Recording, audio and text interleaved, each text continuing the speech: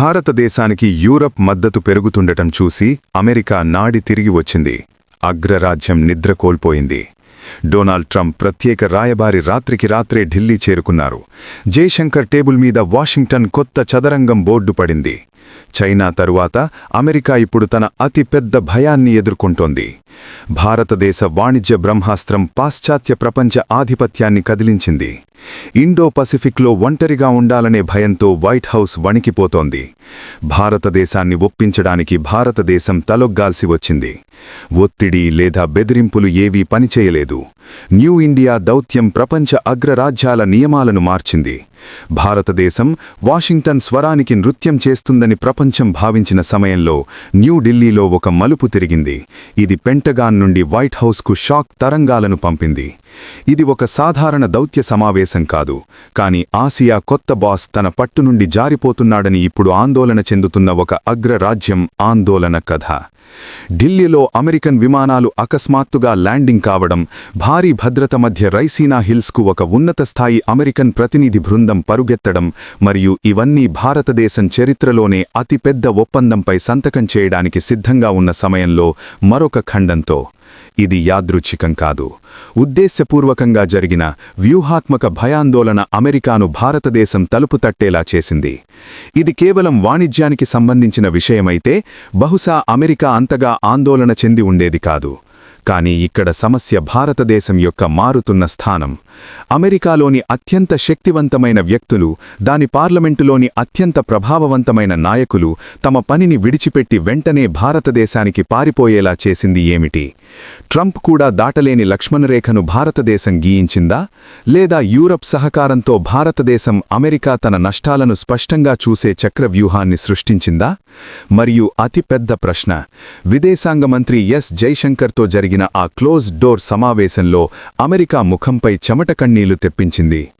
ఈ పేలుడు దౌత్య నాటకం యొక్క పూర్తి కథను మేము మీకు చెప్తాము. కాబట్టి వీడియోను చూస్తూ ఉండండి మరియు మీ అభిప్రాయాలను వ్యాఖ్యలలో మాకు తెలియచేయండి. ఇప్పుడు ఈ మొత్తం విషయం యొక్క మూలాన్ని త్రవ్విద్దాం. అమెరికా అకస్మాత్తుగా ఢిల్లీకి ప్రేమ మరియు తొందరపడటం వెనుక అసలు కారణం భారతదేశం మరియు యూరప్ మధ్య పెరుగుతున్న ఉద్రిక్తత. దీని వాసన అమెరికాను అనారోగ్యానికి గురిచేస్తోంది. భారతదేశం మరియు యూరోపియన్ యూనియన్ చారిత్రాత్మక స్వేచ్ఛా వాణిజ్య ఒప్పందంపై సంతకం చేయడానికి చాలా దగ్గరగా ఉన్నాయని వార్తలు ధృవీకరించబడ్డాయి. ఇది అమెరికాను ఎందుకు కోపగిస్తోందని మీరడగవచ్చు. సరే, వినండి. ఇది చిన్న విషయం కాదు. భారతదేశం మరియు యూరప్ ఈ పత్రంపై సంతకం చేసిన రోజు రెండు దేశాల మధ్య వాణిజ్యం రెట్టింపవుతుంది. దీని అర్థం భారత మార్కెట్, భారతదేశం యొక్క డబ్బు మరియు భారతదేశం యొక్క వాణిజ్య దృష్టి యుఎస్ నుండి యూరప్కు మారవచ్చు. తనను తాను ప్రపంచ కాంట్రాక్టర్గా మరియు భారతదేశం యొక్క అతిపెద్ద సహజ భాగస్వామిగా భావించే అమెరికా ఇప్పుడు చాలా ఆలస్యం కావచ్చని భయపడుతోంది. ప్రపంచంలోని ప్రతి ప్రధాన దేశం దాని నిబంధనల ప్రకారం వ్యాపారం చేయాలి, దాని సాంకేతికతను కొనుగోలు చేయాలి మరియు దాని గుప్పిట్లో ఉండాలని అమెరికా స్వభావం ఎల్లప్పుడూ కోరుకుంటుంది. కానీ 2025 నాటి ఈ కొత్త భారతదేశం ఇలా స్పష్టం చేసింది: మన స్వార్థం కోసం మనం ఎవరితో అయినా పొత్తు పెట్టుకోవచ్చు, అది యూరప్ అయినా లేదా మరెక్కడైనా కావచ్చు. భారతదేశం మరియు యూరోపియన్ యూనియన్ మధ్య చర్చలు చివరి దశలో ఉన్నాయని నిఘా సమాచారం వాషింగ్టన్కు చేరగానే అక్కడ గందరగోళం చెలరేగింది. వారు ఇప్పుడు మేల్కోవకపోతే భారతదేశం లాంటి భారీ మార్కెట్ మరియు స్ట్రాటజిక్ పార్ట్నర్ ఇసుకలాగా తమ చేతుల్నుండి జారిపోతారని వారు గ్రహించారు. ఈ భయం, ఈ ఫోమో, మిస్ అవ్వటానే భయం అమెరికాను వెంటనే భారతదేశానికి ఉన్నత స్థాయి ప్రతినిధి బృందాన్ని పంపవలసి వచ్చింది. ఇది అమెరికా పాత అలవాటు. ఇతర దేశం తన పట్టు నుండి జారిపోతున్నదని గ్రహించినప్పుడు అది వెంటనే దౌత్యపరమైన ఒత్తిడితో మరియు తీయటి మాటతో స్పందిస్తుంది. కానీ ఈసారి ఇది పాత భారతదేశం కాదు, కానీ ఎస్ జైశంకర్ భారతదేశం. వారు సీధాగా మాట్లాడుతున్నారు. ఈ అమెరికన్ హడావిడి నేడు భారతదేశం యొక్క ప్రాముఖ్యతను నిరూపిస్తోంది. ఒకవైపు అది యూరప్తో కరచాలనం చేస్తుండగా, మరొకవైపు అమెరికా దాన్ని శాంతింపచేయడానికి వరుసలో నిలుస్తోంది.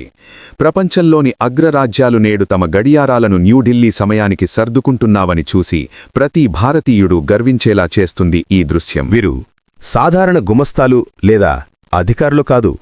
ఈ ప్రతినిధి బృందంలో US House Armed Services Committee chairman Mike Rogers ఉన్నారు.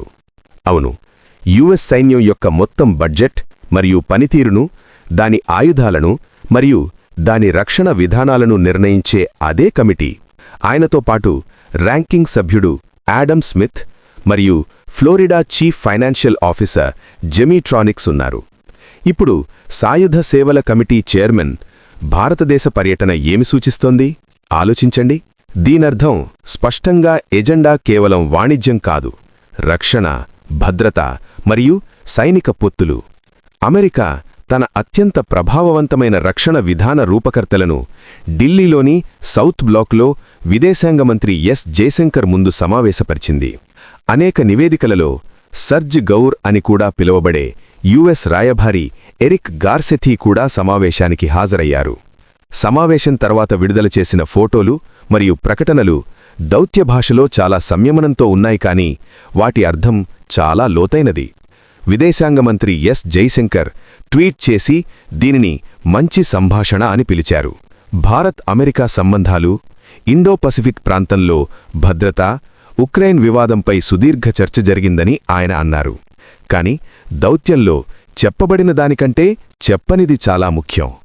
మంచి సంభాషణ అంటే అమెరికా తన ఆందోళనలను వ్యక్తం చేసిందని, భారతదేశం తనదైన శైలిలో వారి మాటలను వింటుందని అర్థం. భారతదేశం ఇప్పుడు రక్షణ సాంకేతికతలో స్వావలంబన వైపు పయనిస్తుందని మరియు యూరప్ లో భాగమైన ఫ్రాన్స్తో రాఫెల్ మరియు స్కార్పిన్ వంటి ఒప్పందాలను కుదుర్చుకుంటుందని అమెరికాకు తెలుసు. మైక్ రూజర్స్ పర్యటన భారతదేశం తన రక్షణ పరికరాల కోసం రష్యా లేదా ఫ్రాన్స్పై కాకుండా అమెరికాపై ఆధారపడాలని అమెరికా కోరుకుంటోందని రుజువు చేస్తుంది. భారతదేశ రక్షణ మార్కెట్లో తమ వాటా తగ్గకుండా చూసుకోవడానికి వారు అన్ని ప్రయత్నాలు చేస్తున్నారు. యూరప్తో ఎఫ్టీఏ కుదిరినప్పుడు అది యూరోపియన్ ఆయుధ కంపెనీలు భారతదేశంలోకి ప్రవేశించడం సులభతరం చేస్తుంది మరియు ఇది యుఎస్ రక్షణ లాబీని రాత్రిపూట మేల్కొని ఉంచుతుంది. జైశంకర్ను ఒప్పించడానికి వారిక్కడికి వచ్చారు. భారతదేశం పూర్తిగా వైపు మారుతుందా లేదా అని విచారించడానికి వారు వచ్చారు. కాని భారతదేశం వారి తీపి మాటలకు పడిపోయిందా? సమాధానం వారి తదుపరి దౌత్య విన్యాసాలలో ఉంది. ఇప్పుడు అమెరికా భారతదేశం యొక్క కోపాన్ని సహించడానికి సిద్ధపడడానికి అసలు కారణం ఏమిటంటే చైనా. అమెరికా ఎంత సూపర్ పవర్ అని గొప్పలు చెప్పుకున్నా ఆసియాలో డ్రాగన్ చైనా యొక్క అగ్నిని చల్లబరచగలిగితే అది భారతదేశమే అని దానికి బాగా తెలుసు. ఇండో పసిఫిక్ ప్రాంతంలో చైనా పెరుగుతున్న ఆధిపత్యం అమెరికాను ఆందోళనకు గురిచేస్తోంది. చైనా నిరంతరం తన నావికాదళాన్ని విస్తరిస్తోంది, తైవాన్ను బెదిరిస్తోంది మరియు దక్షిణ చైనా సముద్రంలో తన ఇష్టాన్ని నొక్కి చెబుతోంది. అటువంటి పరిస్థితిలో అమెరికాకు భారతదేశం చాలా అవసరం. భారతదేశం లేకుండా అమెరికా యొక్క ఇండో పసిఫిక్ దృష్టి కేవలం కాగితం మొక్క మాత్రమే. భారతదేశం కోపంగా ఉంటే లేదా భారతదేశం తన పాత అలీన విధానాన్ని మరింత కఠినం చేస్తే ఆసియాలో అమెరికా ఆట ముగిసిపోతుందని అమెరికాకు తెలుసు. అందుకే మైక్ రోజర్స్ మరియు అతని బృందం సమావేశంలో ఇండో పసిఫిక్ భద్రతా అంశాన్ని లేవనెట్టింది. ఇది అమెరికా బలవంతం. భారతదేశం ఇప్పుడు క్వాడ్ లాంటి వేదికలపై ఉందని వారు చూస్తున్నారు, కానీ అది దాని సొంత నిబంధనలపై పనిచేస్తుంది. భారతదేశం రష్యా నుండి చమురు కొనడం ఆపదు. ఉక్రెయిన్ సమస్యపై భారతదేశం అమెరికాతో ఏకీభవించదు. ఈ పరిస్థితి అమెరికాకు చాలా వింతగా ఉంది. అది భారతదేశాన్ని కోరుకుంటుంది, కానీ దాన్ని నియంత్రించలేకపోతోంది. ఈ సమావేశంలో ఉక్రెయిన్ యుద్ధం కూడా వచ్చింది. అమెరికా గత 2 సంవత్సరాలుగా భారతదేశాన్ని రష్యాకు వ్యతిరేకంగా బహిరంగంగా చెప్పమని ప్రయత్నిస్తోంది. కాని అమెరికన్ ప్రతినిధి బృందం కూడా దాని స్వతంత్ర విదేశాంగ నీతిపై భారతదేశం యొక్క అచంచలమైన వైఖరి గురించి తెలుసు. వీరు ప్రపంచం మారుతుందని భారతదేశాన్ని ఒప్పించడానికి వచ్చారు. మీరు మాతో మరింత బలంగా నిలబడాలి, కానీ దీని వెనుక దాగి ఉన్న సందేశం ఏమిటంటే దయచేసి మమ్మల్ని విడిచిపెట్టవద్దు, ఎందుకంటే మీరు లేకుండా మేము చైనాతో ఒంటరిగా పోరాడలేము అని. భారతదేశం యొక్క భౌగోళిక స్థానం మరియు దాని పెరుగుతున్న సైనిక బలం అది అమెరికాకు ఒక ఎంపికగా కాకుండా ఒక అవసరంగా మార్చాయి. అమెరికా ద్వారా ఈ పోటీ మరియు ఈ ఉన్నత స్థాయి సమావేశం ఆ బలవంతానికి నిదర్శనం. భారతదేశం మరియు యూరప్ మధ్య పొట్టమి చాలా బలంగా మారితే అమెరికా ఆసియా అక్షం విచ్ఛిన్నమవుతుందని వారు భయపడుతున్నారు. కాని కథ ఆయుధాలు మరియు యుద్ధం గురించి మాత్రమే కాదు, నిజమైన ఆట డబ్బు మరియు వ్యాపారం గురించి కూడా. అమెరికా అధ్యక్షుడు ప్రధాని మోదీని కలిసినప్పుడు అతను స్నేహం, భాగస్వామ్యం మరియు విడదీయరాని బంధం గురించి పెద్దగా మాట్లాడతాడు. కాని వాస్తవం ఏమిటంటే గత కొన్ని సంవత్సరాలుగా భారతదేశం మరియు అమెరికా మధ్య వ్యాపార రంగంలో అనేక ఘర్షణలు జరిగాయి. భారతదేశంతో ఒక ముఖ్యమైన వ్యాపార ఒప్పందం కుదుర్చుకోవడానికి అమెరికా ఇష్టపడడం లేదు. కొన్నిసార్లు అది సుంకపు పన్నుల గురించి విచారిస్తుంది, కొన్నిసార్లు అది కార్మిక లక్షణాల గురించి మాట్లాడుతుంది, కొన్నిసార్లు పాతబడిన మానవ హక్కుల సమస్య మళ్లీ తెరపైకి వచ్చింది. భారతదేశం చాలా కాలం వేచి ఉంది. కానీ వాషింగ్ మెషీన్లో ఫైళ్లు ముందుకు సాగడం లేదని చూసినప్పుడు భారతదేశం గేర్ మార్చుకుని యూరప్ వైపు తిరిగింది. యూరోపియన్ యూనియన్తో ఎఫ్టీఏ చర్చలు ఎంత ఊపందుకున్నాయంటే అమెరికా చూస్తూ ఉండిపోయింది. ఇప్పుడు పరిస్థితి ఎలా ఉందంటే యూరప్తో ఒప్పందం ఖరారు కానుండగా భారత్ అమెరికా వాణిజ్య చర్చలు నిలిచిపోయినట్లు కనిపిస్తున్నాయి. ఇది అమెరికాకు రెట్టింపు దెబ్బ. మొదట భారతదేశం వంటి పెద్ద మార్కెట్ యూరప్కు తెరవబడుతుంది కాబట్టి ఇది ఆర్థిక నష్టం. రెండవది, ఇది దౌత్యపరమైన ఎదురుదెబ్బ. ఎందుకంటే ఇది అమెరికా తన స్నేహితులతో వ్యవహరించడంలో నెమ్మదిగా ఉందని, మిగిలిన ప్రపంచం భారతదేశంతో కలిసి పనిచేయడానికి ఆసక్తిగా ఉందని సందేశాన్ని పంపుతుంది. అమెరికా ప్రతినిధి బృందం భారతదేశానికి చేసిన పర్యటన నష్టనియంత్రణ ప్రయత్నం. వాణిజ్య ఒప్పందం ఆలస్యమైనప్పటికీ భారతదేశం యొక్క వ్యూహాత్మక భాగస్వామ్యం ప్రభావితం కాదని వారు కోరుకున్నారు. I2 మరియు క్వాడ్ వంటి సంస్థలలో భారతదేశం అమెరికాతో కలిసి ఉండాలని వారు కోరుకుంటున్నారు. అమెరికా నిరాశ లేదా తెలివితేటలు అని చెప్పుకుంటూ వారు కోపంగా ఉన్న భారతదేశాన్ని శాంతింపజేయడానికి అన్ని ప్రయత్నాలు చేస్తున్నారు. భారతదేశం యూరప్కు పూర్తిగా తలుపులు తెరిచి అమెరికన్ కంపెనీలను వెయిటింగ్ లిస్టులో ఉంచితే అది సిలికాన్ వ్యాలీ నుండి వాల్ స్ట్రీట్ వరకు ప్రతి ఒక్కరికీ హాని కలిగిస్తుందని వారికి తెలుసు. భారతదేశం స్పష్టమైన సందేశాన్ని పంపింది. మన ప్రయోజనాలను ఎవరు చూసుకుంటారో వారితోనే మేం వెళతాము. భారతదేశం వేచి ఉన్న సమయం ముగిసింది. ఇప్పుడు ప్రపంచం భారతదేశం కోసం వేచి ఉంది.